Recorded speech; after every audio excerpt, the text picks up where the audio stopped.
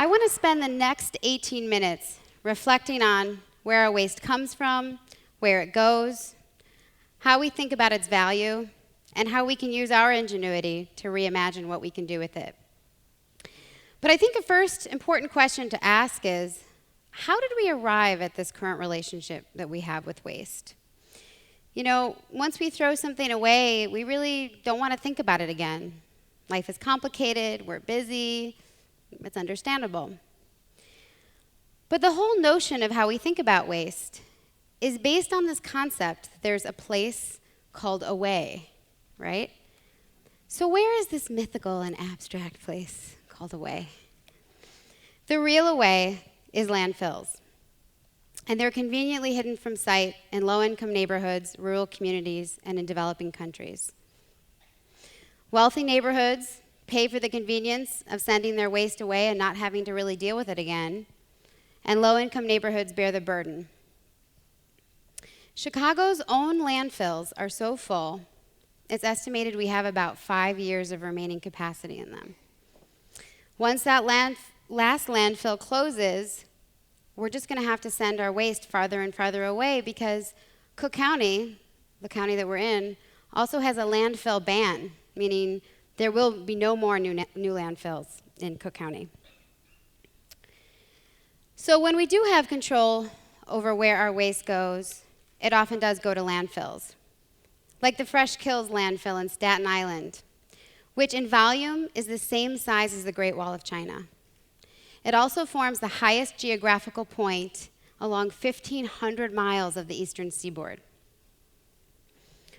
When we don't have that control, the effects can be devastating. Case in point, there is a swirling mass of plastic twice the size of Texas moving across the Pacific Ocean. And a lot of people don't know that many of our older landfills, close to 90% of them, are actually leaking contamination into our ground and water supply. What do you see when you look at this house? What I've learned to see is an incredible amount of potential value. And not just in this house as a home for someone who once lived here, but a collection of extremely valuable materials and the potential to be transformed into something else. All the materials that were used to build this house were natural resources. The wood, for example, likely came from the forests of Michigan or Wisconsin, and maybe a forest like this in the Pacific Northwest. You see, on the prairie down here in Chicago, we didn't have a lot of trees, so we had to get our wood from the far outer reaches in the United States, floating the logs down our vast system of waterways. Those forests became the infrastructure of our cities. But our cities are changing all the time, right? They're expanding and contracting because we're renovating, remodeling, demolishing, rebuilding, and that creates all kinds of waste. And when our buildings come down, those ancient trees do too. And like I said, it's other natural resources as well. Natural resources that were turned into commodities, turned into the things that we consume every day. Petroleum for our plastics, metal for our skyscrapers, and paper for our phone books. They have an actual bin just for phone books. And we send the bulk of those materials away to a landfill. Archaeologists know that much of what they find of ancient civilizations, apart from bones, is trash. Basically, the castaway materials of these ancient communities. And it's ancient garbage what archaeologists sort through to really analyze these communities, understand what their lives were like, what values they held, and what they intended to leave for future generations. So it's worth noting, though, right, that there's not a lot of it. And what does what we throw away say about us as a society? About what our lives are like, what values we hold, and what we want them to know about how we feel about future generations? Does our waste demonstrate that we're resourceful and that we value nature? Or does it actually demonstrate something else? In fact, in the last 50 years, humans have consumed more resources than in all of previous history. And with that consumption comes mountains of waste. Now consider that Americans demolish about 250,000 homes every year. And this is a slightly older number. With the foreclosure crisis, this number has increased considerably. All that wood in those houses that was used to build those houses is equal to about 1.5 million trees. And couldn't we come up with a better use of that wood than sending it to a landfill? Almost half of everything in our landfills is building waste. 57% comes from renovations, 28% from demolitions, and 15% from new constructions. What's remarkable to me, though, about what we're throwing into our landfills, particularly regarding building waste, is that materials from our older housing stock, turn of the century houses up until, the 1940s, those materials were incredibly well crafted with really good materials and are durable and are made to last, and we're still trashing them. Those materials, very similar to the materials used to build this Northwestern campus, for example. And we all know that we definitely don't build buildings like we used to. Many of today's buildings were built to last as long as a mortgage. But there are times when buildings just don't serve the needs we have today. Tastes change, families grow, economies transition, and we need to adapt our environment to fit the needs we have for today. But since 2006, Chicago has demolished 49 million square feet of buildings. And not in the most obvious places, well, at least not obvious to me. Most of those demolitions are actually occurring in high-income neighborhoods where we're taking down large houses to build larger houses. So a lot of you are probably thinking, well, we know recycling and reuse is great, but it's complicated, and who's going to pay for it, right? Waste is big business. It's a $47 billion business and employs 400,000 people. And like Chinwe was saying earlier, this is one of those markets that's extremely inefficient because we don't have a lot of transparency, and I'll talk more about that.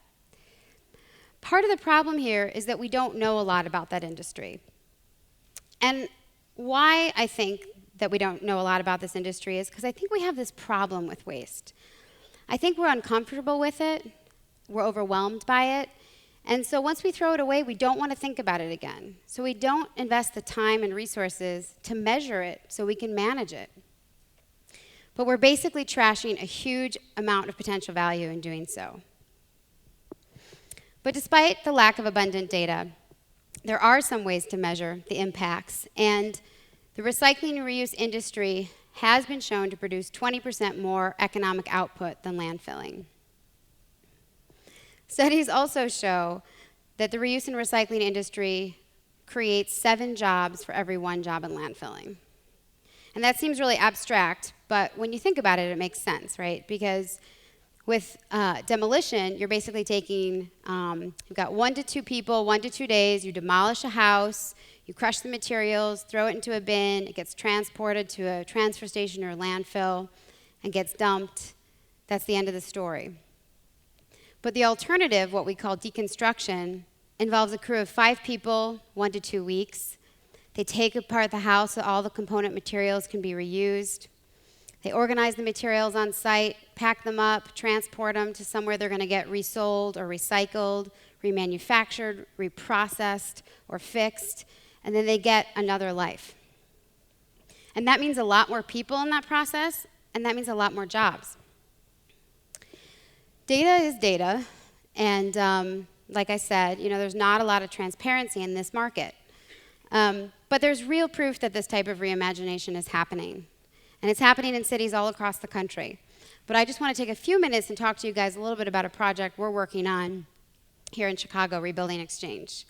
So how many of you guys have been to the Rebuilding Exchange table in the lobby? Yeah, awesome. So you can kind of get a glimpse of what we do and the level of interaction that we're trying to promote with this project.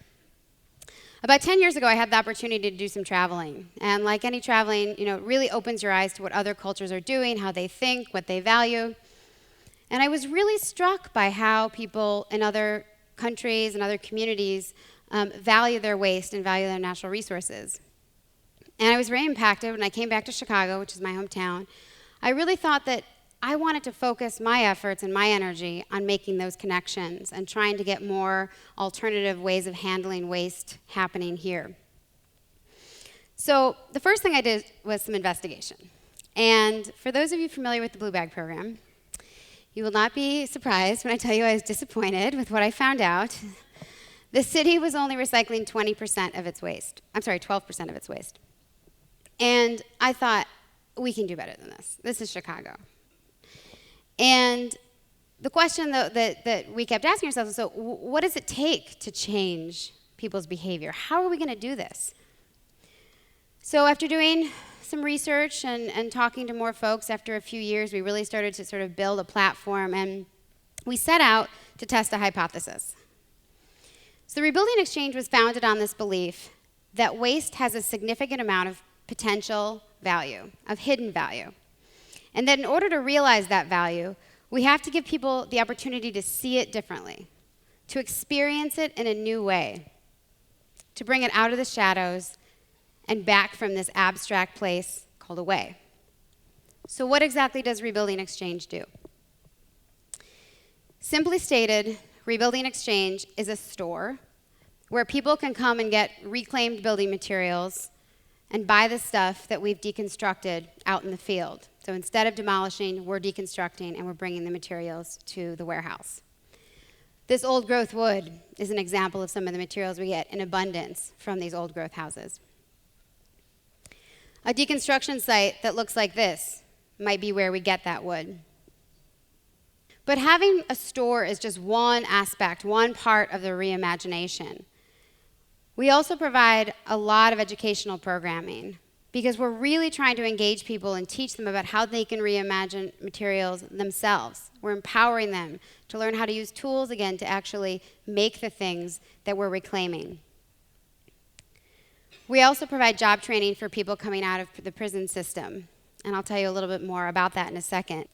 When we can't sell building materials as building materials, like some of the scrap materials we get, we try to find other things we can do with them.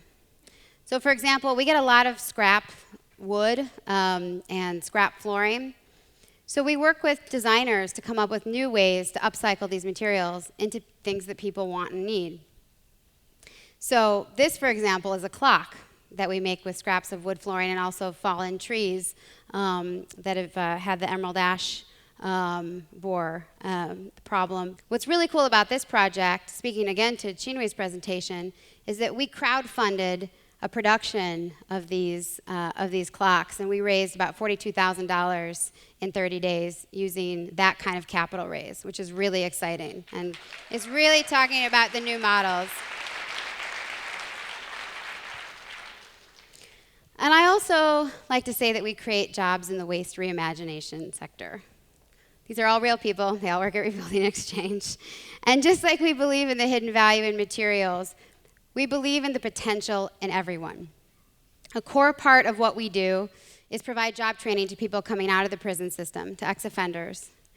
And many of our own staff have come to us through this program. We help them realize their potential and see their untapped skills and find their hidden talents. And we give them what every person deserves, a job. It's true that 2 out of 3 people will reoffend. If there aren't those opportunities out there when they get out, it's a real problem. Our staff and large community of deconstruction workers take pride in being stewards of materials and about making deconstruction their trade. Like one of our trainees, was approached by an elderly neighbor when he was taking a house down and he was deconstructing it. It was a foreclosure. And she came up to him and she said, you know, I really appreciate the care you're taking when you're taking down this house out of respect for the people who had lived there for 40 years. Here they've gone from causing trouble in their neighborhood to being able to give back and make their neighbors proud. And it's really amazing to see the transformation that they go through when they realize the impact that they can make. And it's transformational for the 16,000 customers we serve every year. So I think our hypothesis was right. I think that having this platform for people to come and see waste differently is really powerful, to be able to re-engage it in a different way. And in 4 years, we've diverted over 8,000 tons of building material from the landfill and returned over $2 million of value in materials to the general public. So that's what's happening on a small scale here in Chicago, but I want to shift big picture for a second. So our Midwestern cities are in crisis, with the loss of industry, jobs, and now the foreclosure crisis further crippling a lot of our region's cities. You know, we're having some trouble. Boarded up houses, abandoned factories, and vacant storefronts are a common part of the landscape in our region's cities. Detroit, Gary, Youngstown. And while you might find empty houses in any city, they are disproportionately found in many of these older industrial cities. Some may be too dilapidated to be renovated and rehabbed. In other cases, the demand or the resources for renovation are just not there, or the demand for people to move into the city are just not there. Still, in other cases, the houses have been left vacant for so long that they're beyond repair. But bottom line is removal of many of these buildings is a necessary step in the process of rebuilding our region's cities. And deconstruction is the way to do that.